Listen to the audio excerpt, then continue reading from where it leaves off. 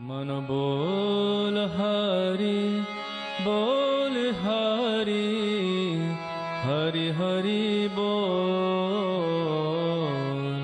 गोविंद माधव गोपाल बोल।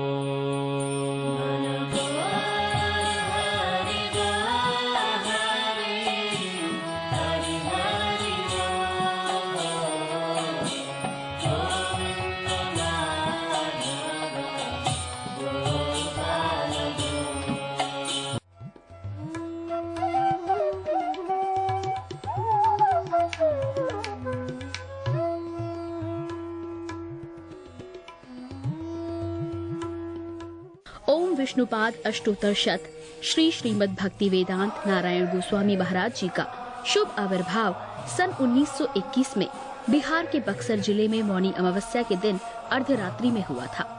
प्रारंभ से ही इनकी धर्म में रुचि थी। बचपन में ही उन्होंने गीता, रामायण आदि का अध्ययन किया था।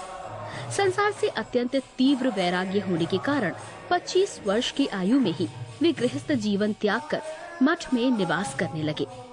सन 1946 में उन्होंने नित्य लीला प्रविष्ट ओम विष्णुपाद श्री श्रीमद् भक्ति प्रज्ञान केशव गोस्वामी महाराज जी से विधिवत दीक्षा प्राप्त की तथा सन 1954 में संन्यास ग्रहण किया। मथुरा में निवास करते हुए अपने गुरु की आज्ञा तथा कृपा से अनेक ग्रंथों का हिंदी भाषा में अनुवाद किया है। इनके प्रमुख ग्रंथ हैं श्रीमद् भगवद गीता, गीत गोविंद, जैव धर्म, वेणु गीत, भजन रहस्य, ब्रजमंडल परिक्रमा, श्री श्री वृहद भागवतामृतम। इन सभी ग्रंथों का English, Spanish, Dutch, French, German, Russian, Italian, Portuguese, Chinese आदि विश्व की अनेक भाषाओं में अनुवाद हो रहा है। लगभग पिछले 60 वर्षों से श्रील भक्ति वेदांत नारायण गोस्वामी जी महाराज ने भारत एवं विश्व के सभी प्रमुख देशों में शुद्ध भक्ति का प्रचार किया, अर्थात भक्ति योग की शिक्षा प्रदान की।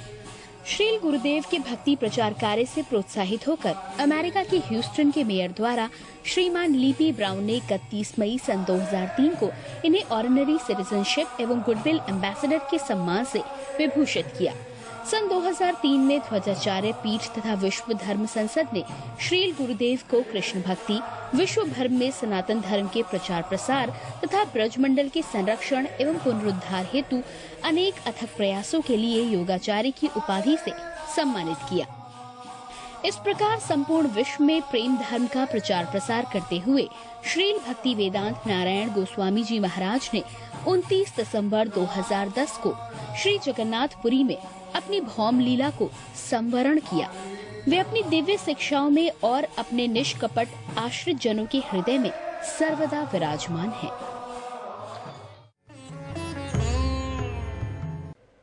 सबसे पहले मैं अपने गुरुदेव नित्य लीला प्रविष्ट ओम विष्णुपाद अष्टोत्तर शत परिवर्जिकाचार्य श्री श्रीमद् भक्ति वेदांत नारायण गोस्वामी महाराज जी के चरणों में प्रणाम करता हूँ।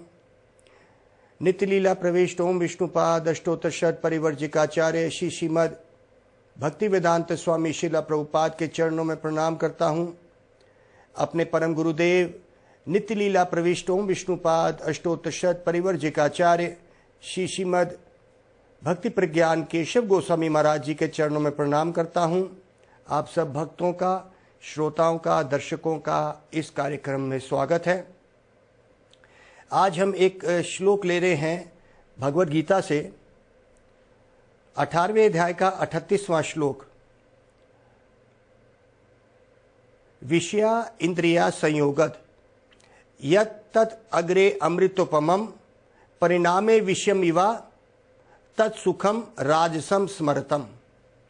कहते हैं विषया इंद्रिया, विषयों के सुख। जब इंद्रियों से विषयों का सुख होता है शुरू में अमृत लगता है और आखिरी में ये दुख का कारण बन जाता है। क्या मतलब हुआ इसका? विषया इंद्रिया, विषयों के साथ इंद्रियों का संयोग शुरू में जैसे मीठा लगता है, अच्छा लगता है और आखिरी में ये कड़वा हो जाता है। यह है संसार का भोग। और कहते हैं जो इस भोग वासना में लगे हुए हैं वो ये सोचते हैं कि सब कुछ मीठा है, लेकिन उसका अंत कड़वा होता है। भोग ऐश्वर्या प्रसक्ता नाम तया उपरता चेतसाम व्यवसायत्मिका बुद्धि समाधौ न विद्यते।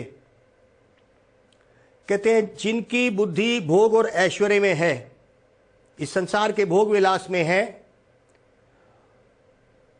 उनकी बुद्धि भगवान की तरफ नहीं लग सकती। समाधौ न विद्यते, समाधि मतलब भगवान में ध्यान, उनका ये नहीं लग सकता। तो पहला उन्होंने बताया उस श्लोक में कि ये जो भोग विलास होते हैं ये शुरू में मीठे होते हैं और इनका परिणाम कड़वा होता है। एक उदाहरण से मैं आपको समझाता हूं। जैसे एक सफाई करने वाली राजा के महल में एक स्त्री सफाई करती थी और उस कमरे में उसकी एक इच्छा थी। उसकी एक इच्छा थी कि कभी मैं राजा के बिस्तरे पे, राजा और रानी जिस बिस्तरे पे विश्राम करते हैं, मैं भी उसमें कभी विश्राम करूं। तो कहते हैं कि एक दिन उसने ये इच्छा अपनी पूरी करी कि वो विश्राम करने लगी। राजा अपने काम पे गया हुआ था दरबार में, रानी अपनी दासियों के साथ नहाने गई थी। ये सफाई करने वाली स्त्री ये कमरे में आई और ये वहां पे सो गई। उसको इतना सुख मिला उस बिस्तरे पे कि वहां पे सो गई। राजा किसी कारणवश थोड़ा जल्दी आ गए। उसने देखा कि एक सफाई करने वाली मेरे बिस्तरे पे सो गई। उसको बड़ा क्रोध आया। उसने रानी को बुलाया, रानी को भी बड़ा क्रोध आया। तो राजा ने कहा कि इसको क्या सजा दी जाए। तो रानी ने कहा इसको कोड़े मारे जाएं, ताकि कोई भी आगे से ऐसा ना कर सके कि राजा और रानी के बिस्तरे पे कोई लेट सके, ताकि पूरे समाज में फैल जाए कि उसको कोड़े पड़े थे।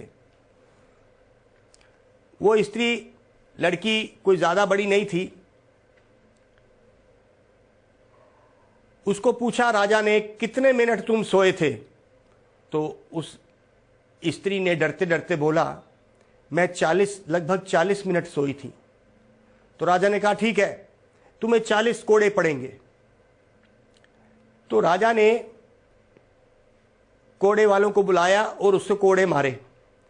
जब उसको 10 कोड़े पड़े उसको तो दर्द हुआ, लेकिन बाद में जब 20 कोड़े पड़े उसने ऐसे दिखाया कि उसको दर्द नहीं हो रहा। और आखिरी के जब उसको 10 कोड़े पड़े तो वो हंस रही थी। राजा बड़ा हैरान हुआ। राजा ने उस स्त्री से पूछा अरे पहले 10 कोड़ों में तुम्हें दर्द हो रहा था, दूसरे 20 कोड़ों में तुमको कुछ ऐसा लग रहा था कि तुम्हें कुछ दर्द नहीं हो रही, और आखिरी के 10 कोड़े जब पड़े तो तुम हंस रहे थे। उसने कहा राजा मैं ये सोच रही थी कि जब मेरे को दर्द हो रहा था तो मैं सोच रही थी कि संसार में थोड़े समय का भी सुख अगर हम लेना चाहें तो कितना दर्द होता है आखिरी में। दूसरे 20 कोड़ों में मैं सोच रही थी कि अगर मेरे इतने में ही मुझे इतना दुख मिलता है तो जो राजा और रानी इतने सालों से इस बिस्तरे में विश्राम कर रहे हैं, जो कि एक भोग विलास की जगह है, उनको कितने कोड़े पड़ेंगे। राजा ये सुन के बड़ा हक्का बक्का सा रह गया और सोचने लगा कि इस संसार के भोग जो हैं आखिर में हमें दुख देते हैं। हमें इस बात को भूलना नहीं है, आज जो हमें चीज सुखी कर रही है वो हमारे दुख का कारण बन जाएगी। मान लीजिए हमारा पैसा जब हमारे को छोड़ना पड़ेगा तो बड़ा दुख होगा। हमारा ये सुंदर शरीर जब ये बूढ़ा होगा तो बड़ा दुख होगा, क्योंकि हम इससे आसक्त हैं। इस तरह से जो भी हमें चीज इस संसार में सुखी करती है वही वस्तु हमें सबसे ज्यादा दुखी करेगी। जिस व्यक्ति से हमें सबसे ज्यादा प्रेम और सुख मिल रहा है वही हमें सबसे ज्यादा दुख देने वाला है जब उसकी मृत्यु आएगी या जब हमारा रिश्ता उससे टूट जाएगा। और ये संसार ऐसा है। कहते हैं तो हमें ऐसा कार्य करना चाहिए जो आगे दुख को देखते हुए आज का हम कोई कार्य ऐसा करें जो हमें आगे दुख ना आए। जैसे एक कथा आती है, जैसे एक गरीब व्यक्ति था, वो एक गांव में रहता था। उसने सोचा कि मैं एक दूसरे देश में जाके, दूसरे शहर में जाके कोई नौकरी ढूंढूंगा अपने परिवार को पालने के लिए। उसने क्या किया, वो दूसरे गांव में गया। जब दूसरे नगर में पहुंचा तो उड़ती उड़ती एक टोपी उसके सर पे आ गई। वो हैरान हो गया, ये उड़ती हुई टोपी इस नगर में कैसे आ गई ऊपर से। तो उसने देखा कि जैसी वो टोपी उसके सर पे पड़ी, बड़े सारे लोग उसकी तरफ भाग के आए और नमस्कार करने लगे, उसको प्रणाम करने लगे। राजा, तुम राजा हो, तुम राजा हो, ऐसे पुकारने लगे। उसको समझ नहीं आई। तब जब नागरिकों ने उसको समझाया कि भाई देखो, ये टोपी हर 5 साल बाद उड़ाई जाती है हमारे इस नगर में, और जिसके ऊपर ये टोपी पड़ जाती है उसको राजा बना दिया जाता है। तो बड़ा खुश हुआ। कहते हाँ राजा, लेकिन 5 साल के बाद उसको हम पकड़ के एक किश्ती में बिठाते हैं और नगर के उस पार नदी में ले जाते हैं जहां पे शेर और चीते हैं, वहां उसको खा लेते हैं। चाहे वो रुकना भी चाहे, हम नहीं रोकते हैं, ये इस नगर का नियम है। तो अगर आप राजा बनना चाहते हो तो टोपी पहन के रखो। तो उसने, गरीब आदमी ने सोचा, मेरे घर में खाने के लिए भी नहीं है, मैं नौकरी के लिए ढूंढता था, अभी तो मैं इस राजा बन जाता हूं, बाद 5 साल बाद किसने देखा है, मैं सोचता हूं क्या करूंगा। अब वो राजा बन गया। पहले साल बड़ा मायूस था, बड़ा दुखी था, डरा हुआ था। दूसरे साल उसने लोगों से बातचीत करनी शुरू करी। तीसरे साल उसने हंसना शुरू करा और लोगों से बातचीत शुरू करी। चौथे साल उसने देखा कि सारा, अभी 2 साल बचे हैं, सब चीज मेरे राज्य में, मैं राजा हूं, तो मैं इस नगर की सारी चीजों को इस्तेमाल कर सकता हूं। वो ये सोचने लगा। और 5वें साल वो हंस हंस के खेलता था बच्चों के साथ, सड़कों पे। सब बड़े हैरान होते थे कि राजा का आखिरी साल है। जब पहले साल में आम राजा बड़े खुश होते थे और आखिरी साल आते हुए रोते थे, ये राजा पहले साल तो बड़ा दुखी था। जैसे जैसे साल बीत गए, जब आखिरी साल आया तो अब तो ये नगर के बच्चों के साथ खेलने लगा, सड़कों पे घूमने लगा, बड़ा खुश रहा। लोग बड़े हैरान हुए। जब आखिरी दिन राजा का आया, 5 साल पूरे हो गए, उसने महामंत्री को बुलाया और बोला कि महामंत्री, मैं खुद ही चल के उस किश्ती में जाना चाहता हूं जहां पे नागरिक लेके जाते हैं। मंत्री बड़ा हैरान हुआ। तो राजा उस जगह पे गया और वो जो किश्ती थी उसका नाविक जो उसको चलाने वाला था वो बैठा था। तो बड़ा राजा हंसते हंसते उसमें बैठ गया। तो उस नाविक ने कहा कि मैं कई राजाओं को छोड़ के आता हूं, आज के दिन तो राजा बड़ा रोता है और नगर वाले उसको बड़े बांध बांध के इस किश्ती में लेके आते हैं। वो बड़ा दुखी होता है क्योंकि वो जानता है कि उसकी मृत्यु आ गई है। लेकिन मैं ये देख रहा हूं कि आप तो आज बड़े हंस रहे हैं, आज बड़े खुश हैं, ऐसे कैसे? कहते हाँ, मैं जब पहले साल में था तो मैं ये सोच रहा था कि आने वाले 4 सालों में ये जो मेरा आज राज्य है नहीं रहेगा और मेरी मृत्यु आ सकती है। दूसरे साल में मैंने सोचा कि जितना भी यहाँ पे नगर का सामान है ये सारे मेरे कब्जे में है, जितनी सेना है वो मेरे कब्जे में है, मेरी बात मानेगी। तीसरे साल मैंने सारी सेना को, जितने भी यहाँ पे सामान वस्तुएं हैं, मैंने उस जंगल में छोड़ दिए जहाँ पे शेर और चीते हैं, और वहाँ पे बड़ा किला बनवा दिया। सारी सेना को लगा के, सारे मिस्त्रियों को लगा के इस नगर के मैंने वहाँ बना दिया। चौथे साल मैंने अपने नगर से, मेरे पुराने गांव से मैंने अपने परिवार और अपने रिश्तेदारों को बुलवा लिया। वो किला और ऐसे कई छोटे छोटे मैंने किले बनवा लिए जिसमें मेरे सारे रिश्तेदार वहां पहुंच गए। आज मैंने 5 साल बाद यही कार्य किया, आज मुझे पता है कि मेरे नगर वाले मुझे ज़बरदस्ती भी छोड़ेंगे, तो मैं ऐसा क्यों करूं? तो मैंने पहले ही अपना बंदोबस्त कर लिया। आज आप जिस किश्ती में मुझे जहां छोड़ने जा रहे हो, वहां पे मैंने सारा अपना सामान पहले से ही तैयार कर लिया है। ये हुआ एक बुद्धिमान व्यक्ति। हम ये जानते हैं कि कुछ समय बाद हमारे पास कुछ नहीं रहना, मृत्यु ने हमें घेर लेना है।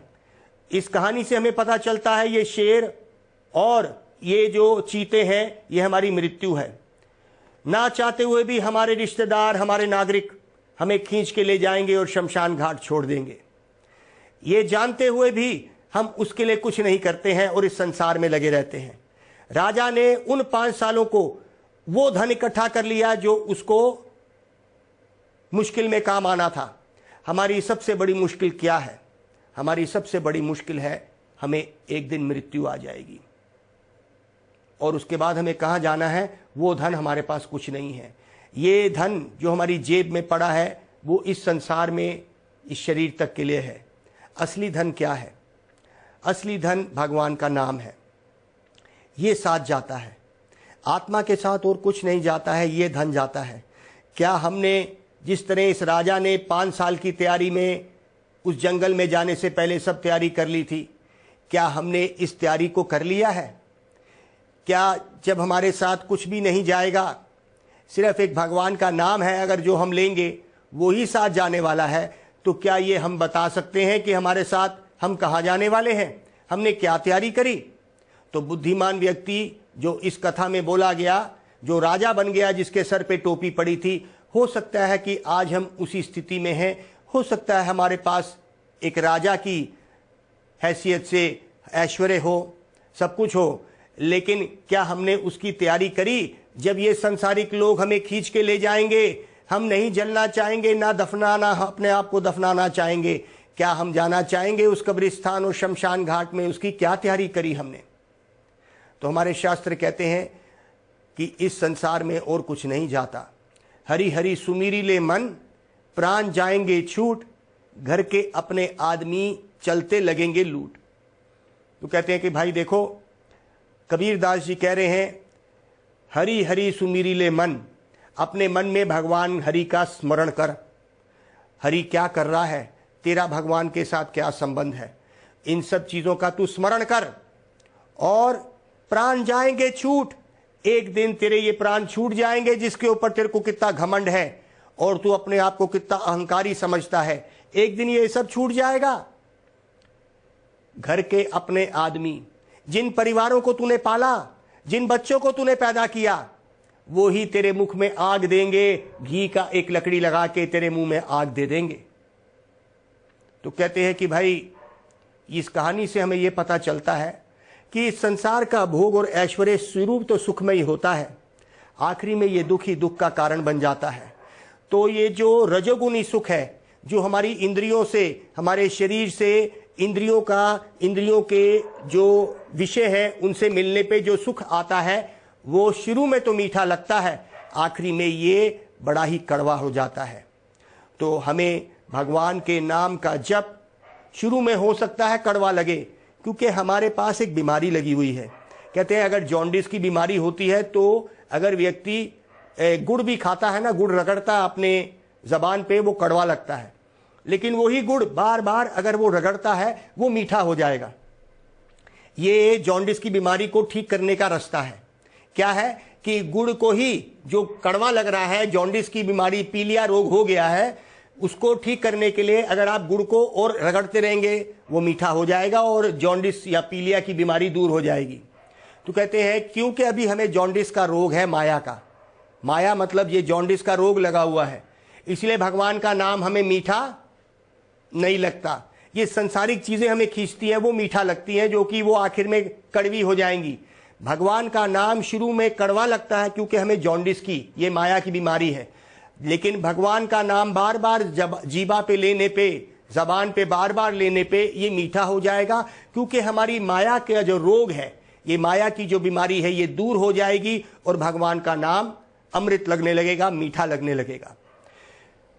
देखिए, हमें इस बात को समझना है कि ये कौन हमें बताएगा कि ये संसार झूठा है, इसके जो सुख हैं बाद में ये कड़वे हो जाएंगे। ये संतों की वाणी है, ये शास्त्र की वाणी है, संतों के मुख से हमने सुनी है। शास्त्र में कही गई है कि इस संसार में आपके पास जो भी चीज़ आज सुख दे रही है वही आपके दुख का कारण बन जाएगी। मान लीजिए ये शरीर जवानी में कितना सुख देता है, एक व्यक्ति अपने आप को राजा समझता है, सब कुछ उसके बस में होता है। यही शरीर हमारा सबसे बड़े दुख का कारण बनने वाला है। कोई भी व्यक्ति बचा नहीं है कैटरैक्ट बीमारी से। आंख से धुंधलापन शुरू हो जाएगा 60-65 के बाद। ये हाथ पांव ज़्यादा चलेंगे नहीं और ये काम करना बंद कर देंगे। यही शरीर कान सुनाई नहीं देगा, मुंह बोल नहीं सकेगा, ज़्यादा थक जाएंगे आप। यही शरीर को ढोना सबसे मुश्किल हो जाएगा, सबसे दुखदायी यही शरीर होगा और व्यक्ति कहेगा कब ये शरीर छूटे, क्या होगा मेरे साथ। तो यही सबसे बड़े सुख का कारण आज हो रहा है, यही सबसे बड़े दुख का कारण हो जाएगा। एक कथा से मैं इस बात को करना चाहूँगा, जो बात मैं कर रहा हूँ उसको और साफ करने के लिए। कहते हैं कि इस कुछ ऐसी गांव की लड़कियां खेत जोत रही थीं। खेत जोतते जोतते शाम हो गई तो सब लड़कियों ने कहा कि अरे भाई शाम हो जाएगी तो शेर आ सकता है, शेर हमें खा जाएगा, हमें शेर से बहुत डर लगता है। तो एक उनमें से लड़की बोलती है, देखो मुझे ना, तो जो पहली लड़की थी उसने कहा मुझे शेर से बहुत डर लगता है। तो जो लड़की थी एक, उसने कहा देखो मुझे शेर से डर नहीं लगता, मुझे संध्या से डर लगता है। संध्या मतलब शाम, अंधेरे से डर लगता है मुझे। तो जब लड़की ने बोला मुझे शेर से डर नहीं लगता है, झाड़ियों में शेर बैठा था, उसने सुना तो शेर सोच में पड़ गया कि लोग मुझसे डरते हैं, लेकिन ये लड़की कह रही है मैं शेर से नहीं डरती हूं, मैं संध्या से डरती हूं। संध्या मतलब शाम। शेर सोच में पड़ गया ये संध्या कौन है। तो वहां पे अचानक एक धोबी आया। वो धोबी कह रहा है अरे भाई मेरा गधा गुम गया, मेरा गधा कहाँ चला गया पता नहीं, जो मेरा काम करता था गुम गया। कहते कहते वो जंगल की तरफ चला गया। अंधेरे में उसने सोचा कि वो उसका गधा है जो शेर बैठा था। उस धोबी ने उस गधे के गले में रस्सी डाल दी। शेर पहले ही डरा हुआ था कि ये संध्या कौन है।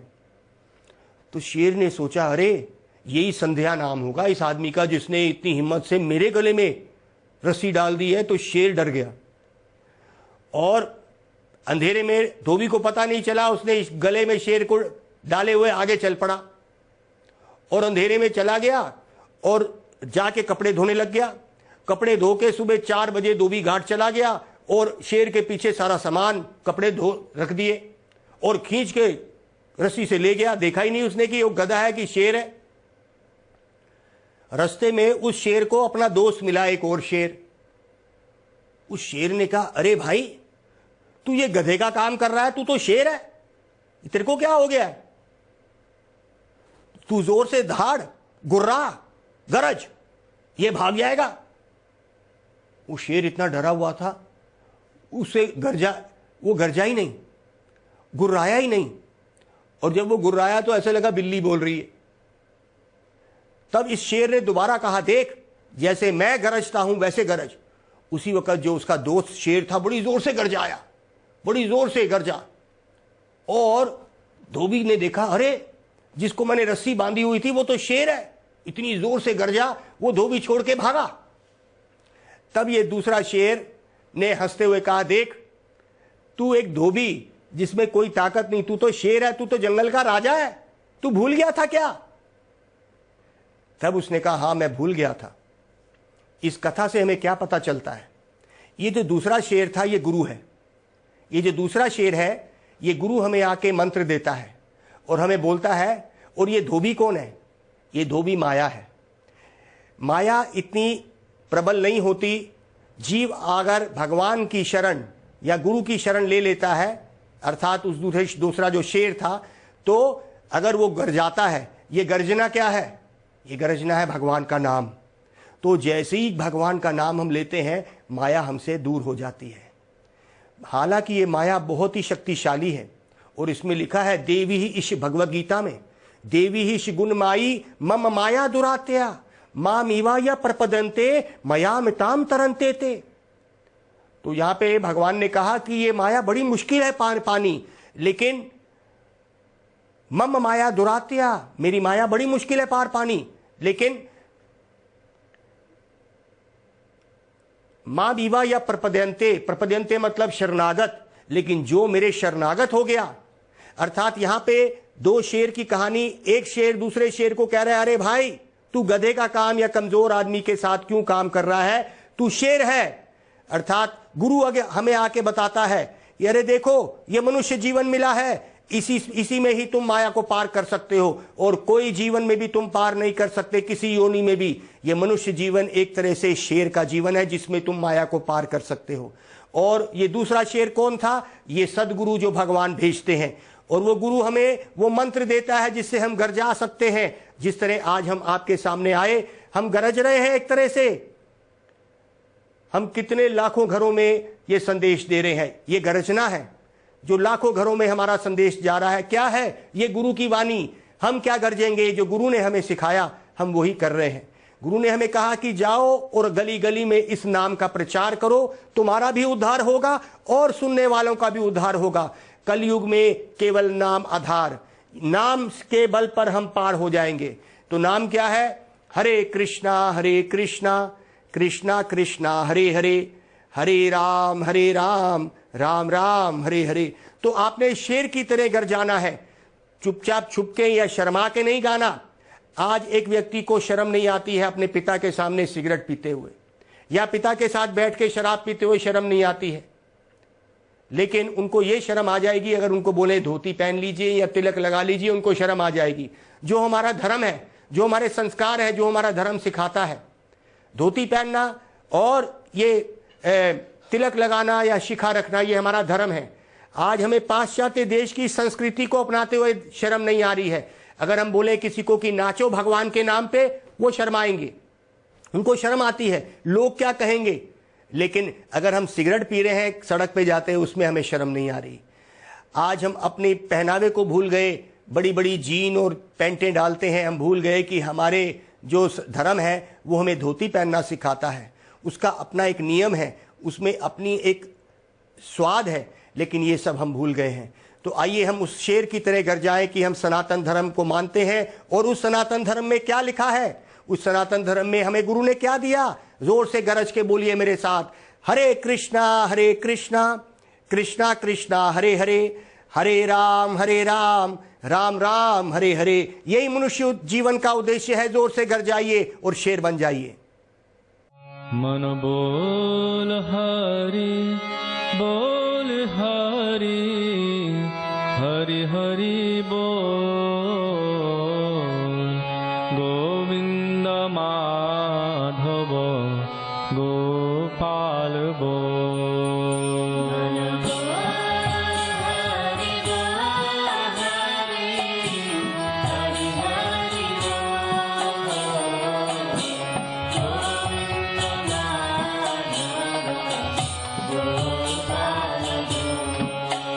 मन बोल हरि हरि हरि बोल, गोविंद माधव गोपाल बोल। मनेर आनंदे ओ भाई बोलो हरि बोल।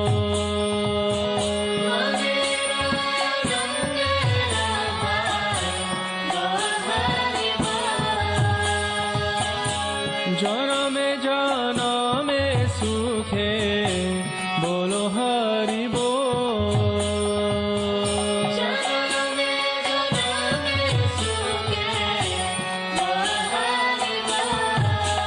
मन बोल हरि हरि हरि बोल।